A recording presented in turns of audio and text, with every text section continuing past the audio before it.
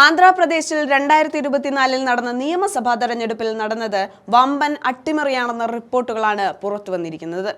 ഏറെ നിർണായക തെരഞ്ഞെടുപ്പിൽ തെലുങ്ക് ദേശം പാർട്ടിയാണ് അവിടെ ഭരണം പിടിച്ചത്. ഈ വിജയം അട്ടിമറിയിലൂടെയാണ് നേടിയതെന്ന തെളിവുകൾ സഹിതം പുറത്തുവരുമ്പോൾ കേസ് സുപ്രീം കോടതിയിലേക്ക് നീങ്ങുകയാണ്. തൊട്ടു പിന്നാലെ നടന്ന ലോക്സഭാ തെരഞ്ഞെടുപ്പിലും വമ്പൻ ജയം നേടിയ പാർട്ടി പിന്നീട് BJPയെ കേന്ദ്രത്തിൽ ഭരണത്തിൽ തുടരാൻ സഹായിക്കുകയും ചെയ്തിരിക്കുകയാണ്. TDP ജനസേന BJP സഖ്യം വൻ ഭൂരിപക്ഷത്തിൽ അധികാരത്തിലെത്തുകയും ചന്ദ്രബാബു നായിഡു മുഖ്യമന്ത്രിയാവുകയും ചെയ്തിട്ട് വർഷം 2 കഴിയുമ്പോഴാണ് അട്ടിമറി വാർത്തകൾ പുറത്തുവരുന്നത്. എന്നാൽ 2 കൊല്ലത്തിന് ശേഷം അന്നത്തെ തെരഞ്ഞെടുപ്പിൽ നടന്ന അസാധാരണ വോട്ടിംഗ് രീതികൾ സംബന്ധിച്ച് സാമ്പത്തിക ശാസ്ത്രജ്ഞനായ പരകാല പ്രഭാകറും പ്രശാന്ത് ഭൂഷണും നടത്തിയ വെളിപ്പെടുത്തലുകൾ പുതിയ വിവാദങ്ങൾക്ക് തിരിയിട്ട് കഴിഞ്ഞിരിക്കുകയാണ്. ഭരണപക്ഷവും തെരഞ്ഞെടുപ്പ് കമ്മീഷനും ഈ ആരോപണങ്ങളെ രാഷ്ട്രീയ പ്രേരിതമെന്ന് പറഞ്ഞു തള്ളുമ്പോഴും ജനാധിപത്യത്തിന്റെ അടിത്തറയെയും തെരഞ്ഞെടുപ്പ് കമ്മീഷന്റെ വിശ്വാസ്യതയെയും ചോദ്യം ചെയ്യുന്നതാണ് വെളിപ്പെടുത്തലുകൾ.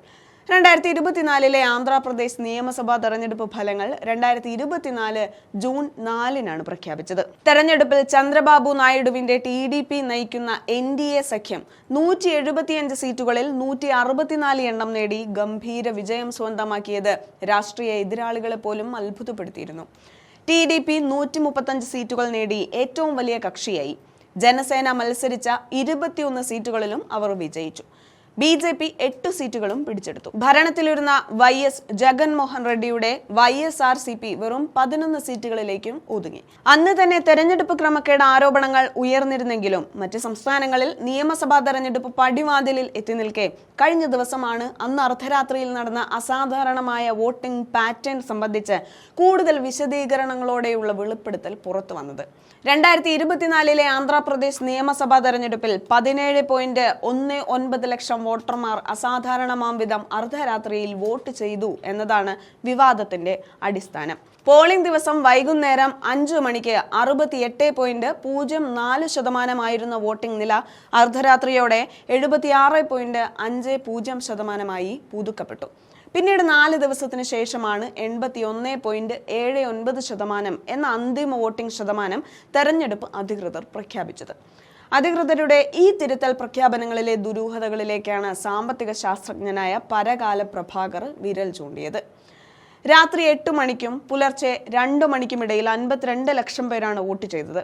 അർദ്ധരാത്രി 12 മണിക്കും പുലർച്ചെ 2 മണിക്കുമിടയിൽ ഏകദേശം 17.19 ലക്ഷം വോട്ടുകൾ ചേർക്കപ്പെട്ടു. അതായത് ആകെ വോട്ടിന്റെ 4.16% രേഖപ്പെടുത്തിയതായാണ് തെരഞ്ഞെടുപ്പ് കമ്മീഷന്റെ ഔദ്യോഗിക കണക്ക്. 3500 ബൂത്തുകളിൽ രാവിലെ 2 മണി വരെ വോട്ടെടുപ്പ് തുടർന്നുവെന്നും പറയുന്നുണ്ട്. അതായത് അർദ്ധരാത്രിക്ക് ശേഷം ചില ബൂത്തുകളിൽ ഓരോ 6 സെക്കൻഡിലും ഓരോ വോട്ട് ചെയ്തിട്ടുണ്ടെന്ന് തെരഞ്ഞെടുപ്പ് കമ്മീഷന്റെ കണക്കുകൾ നിർത്തി പരകാല പ്രഭാകർ ചൂണ്ടിക്കാട്ടുന്നുണ്ട്. ഒരു വോട്ട് ചെയ്താൽ EVM-ൽ അടുത്ത വോട്ട് രേഖപ്പെടുത്താൻ 14 സെക്കൻഡ് സമയമെടുക്കും. പിന്നെ എങ്ങനെ 6 സെക്കൻഡ് കൊണ്ട് വോട്ട് രേഖപ്പെടുത്താനാകുമെന്നാണ് അദ്ദേഹം ചോദിക്കുന്നത്. ഒരു വോട്ടർക്ക് ഇത്രയും സമയത്തിനുള്ളിൽ ബൂത്തിൽ കയറി നടപടി പൂർത്തീകരിച്ച് വോട്ട് ചെയ്ത് മടങ്ങാനാകുമോ എന്നും അദ്ദേഹം ചോദിക്കുന്നുണ്ട്. ഔദ്യോഗിക കണക്ക് പ്രകാരം രാത്രി 11:45 പുലർച്ചെ 2 ശരാശരി 20 സെക്കൻഡിൽ ഒരു വോട്ട് ചെയ്തിട്ടുണ്ട്. ഇത് ഏത് രീതിയിൽ നോക്കിയാലും അസാധ്യമാണെന്ന് കാണാൻ സാധിക്കും. ഓരോ ബൂത്തിലും പോൾ ചെയ്ത വോട്ടുകളുടെ വിവരങ്ങൾ ഉൾക്കൊള്ളുന്ന ഫോം 17C എന്തുകൊണ്ട് പൊതുജനങ്ങൾക്ക് ലഭ്യമാക്കിയില്ല എന്ന് വാർത്താ സമ്മേളനത്തിൽ സംസാരിച്ച മുതിർന്ന അഭിഭാഷകൻ പ്രശാന്ത് ഭൂഷൺ ചോദിച്ചിരിക്കുകയാണ്. വോട്ടർ പട്ടികയിൽ മെഷീൻ റീഡബിൾ ഫോർമാറ്റിൽ പ്രസിദ്ധീകരിച്ചിട്ടില്ല. ഇതിൽ ദുരൂഹതയുണ്ടെന്നും സ്വതന്ത്ര പരിശോധനയെ ഇത് ദുഷ്കരമാക്കുമെന്നും അദ്ദേഹം ചൂണ്ടിക്കാട്ടി. വിശ്വാസ്യത ഉറപ്പാക്കാൻ VVPAT സ്ലിപ്പുകൾ എണ്ണുന്നത് നിർബന്ധമാക്കണമെന്നും AAP ചൂണ്ടിക്കാട്ടുന്നുണ്ട്. ഈ തെളിവുകളടക്കം ചൂണ്ടിക്കാട്ടി വിജയം ചോദ്യം ചെയ്ത് പ്രതിപക്ഷം സുപ്രീം കോടതിയെ സമീപിക്കുവാൻ ഒരുങ്ങുകയാണ്.